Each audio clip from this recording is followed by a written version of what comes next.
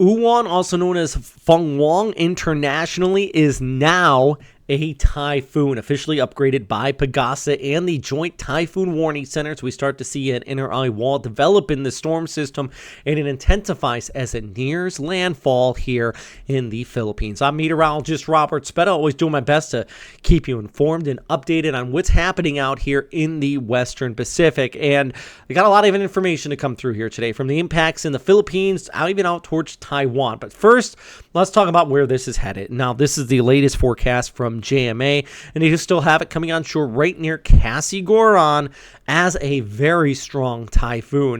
Not quite super according to JMA, but Pagasa still doesn't has it as a super typhoon. So bear with me. We've got a lot of information to go through here, and let's start to break this down. First off, becoming more organized. No surprise here that this is up to that typhoon category. See here from JTWC, they have it getting up to about 115 knots, so not quite super according to them, but if you look at the official agency for the Philippines, they do have it as a super typhoon. So with that said, there's a big girth on this storm system. I know that sounds silly to say, but we always show you the center line, right? And a lot of people have been saying, well, it's not going to hit here, but remember that just the wind field north to south.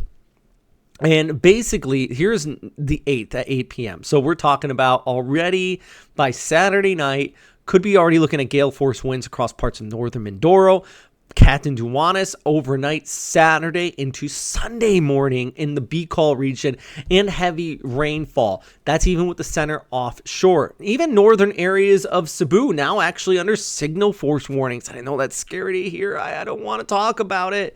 But yeah, Pagasa being proactive, good for them. Just on the threat, at the very least, of tropical storm strength winds in some of these areas like Leyte, Samar, which are still recovering from Tino, also known as Kalmigi. Last thing you need is another storm system.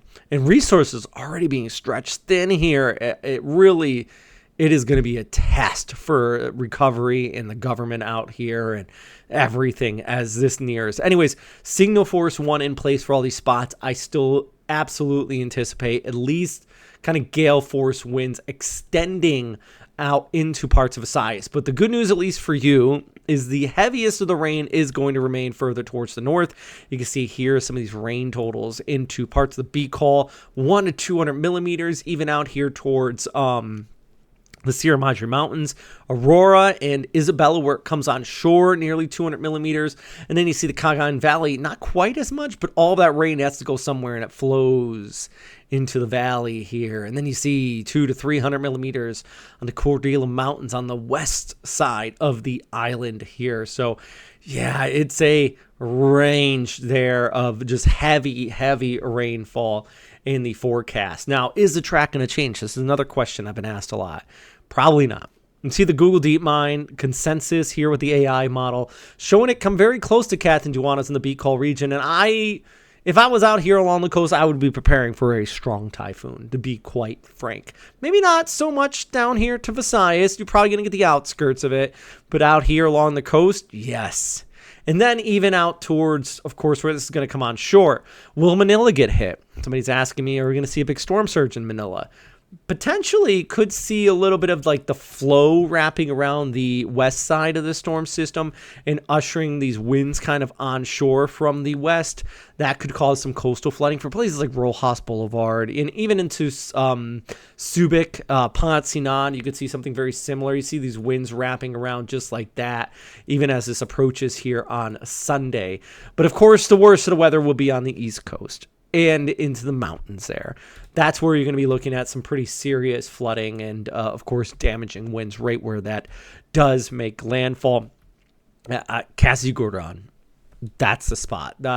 Very similar to a storm we had last year. I mean, to be quite frank, it's not out of the realm of a super typhoon making landfall here. And this area, thankfully, of the Philippines is very much used to storms like this, but it doesn't take away the fact that it still can cause some damage, right? Also, heavy rainfall there, but even as this loops back around and heads off towards the north, I do want to stress, looking at some also incredible precipitation across parts of Taiwan. You can see 500 millimeters plus in spots. So that's another spot that's going to be looking at just a flooding rains here too. So there's a lot going on here with this storm. It is intensifying. It is organizing, at least for now. Still got some time to prepare, and if you are in any of these areas that are going to be impacted, please do take a little bit of time to make those extra preps. By the way, big shout out to our newest Patreon members: Rob Bailey, D Fresh, Chad Briggs, Marty, Steve Muchik, Timmy de los Reyes, JJ, Joam, Abe, Tolentino, all people that have recently signed up on our Super Typhoon Patreon. That's $10 a month, and thank you guys so much for your support, how you've been helping the channel, and I just can't stress enough that it really does go a long way in keeping these posts, these daily updates going. So if you ever feel like you want to help out with this, that's the best way to go about it, is via our Patreon. But with that said, we still got a lot to talk about today, and there's plenty to go over. I'm going to have another update. This is the middle of the night in the Philippines, but we're going to keep you posted here at Western Pacific Weather. Check out our Facebook page, Western Pacific Weather.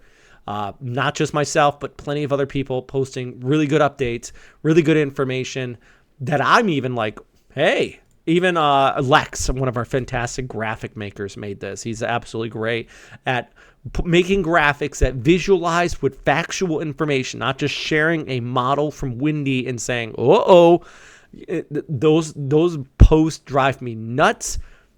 Lex is so good at making this good, informational, and easy to understand. So please do check it out. And if you see any graphics like this, give him a little bit of love and shout out, because he's absolutely fantastic. He's based there in Manila and does a good job at relaying and sharing a lot of this information. As always, though, I am meteorologist Robert Speta. And number one thing, of course, friends, is please stay safe out there, okay?